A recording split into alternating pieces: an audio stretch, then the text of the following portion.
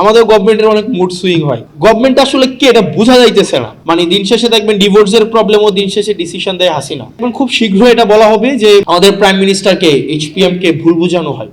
হাসিনা কেন্দ্রিক যেভাবে সবকিছু সেন্ট্রালাইজড হয়েছে, এর থেকে শক্তিশালী তো আর কেউ থাকে নাই। আমাকে সবকিছুই নিয়ন্ত্রণ আমার লাগবে, তারেক জিয়া এসে সমাধান করতে হবে, জনাব সালাউদ্দিন সাহেব বললেন। এটা গভর্নমেন্টের একটা দীনতা, উনি স্বীকার করলেন। ওনাদের হচ্ছে সংস্কার নির্বাচন হওয়ার জন্য ওনারা তখন যা বলেছে সেটা মেনে নিয়েছে। উনি ওনার ভণ্ডামি, উনি ওনার হিপোক্রেসিকে জাতির সামনে প্রকাশ করছেন। পরিচি মুঘলের হাতে খানা খেতে হবে একসাথে। এখন যেহেতু আমরা নির্বাচিত হয়ে গিয়েছি, এখন আর মানুষকে, পিপলকে কেয়ার করার আমাদের কোনো সময় নাই। আমাদের গভর্নমেন্টের অনেক মুড সুইং হয়।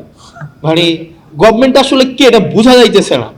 মানে এটা আসলে হাসিনার সময় না একটা বোঝা যাইতো যে ডিসিশনটা দিন শেষে কে নেয়। মানে দিন শেষে দেখবেন ডিভোর্সের প্রবলেমও দিন শেষে ডিসিশন দেয় হাসিনা। দিন শেষে সবাই দৃষ্টি আকর্ষণ করতে হাসিনার।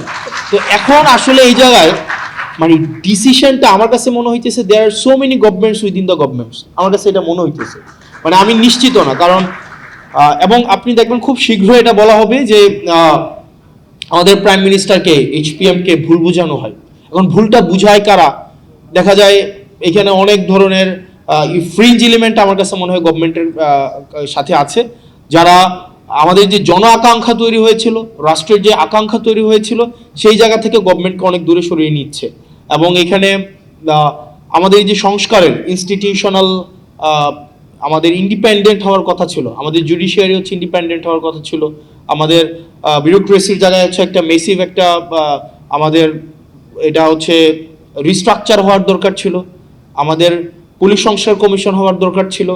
এই সব জায়গা থেকে গভর্নমেন্ট অনেক দূরে সরে গিয়েছে, কারণ গভর্নমেন্টের কাছে মনে হচ্ছে সে যদি সব কিছুকে নিয়ন্ত্রণ না করতে পারে, সবগুলোকে যদি মিসঅ্যাপ্রোপ্রিয়েট না করতে পারে, সে নাকি সরকার যথাযথভাবে চালাতে পারবে না।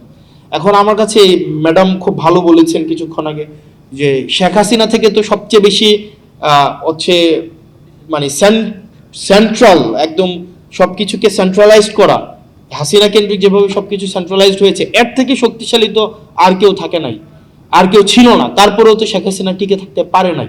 এখন গভর্নমেন্টের মাথার মধ্যে যদি এটা এখন হয় যে আমাকে সবকিছুই নিয়ন্ত্রণ আমার লাগবে, সবকিছুই আপনার হচ্ছে তারেক জিয়া এসে সমাধান করতে হবে।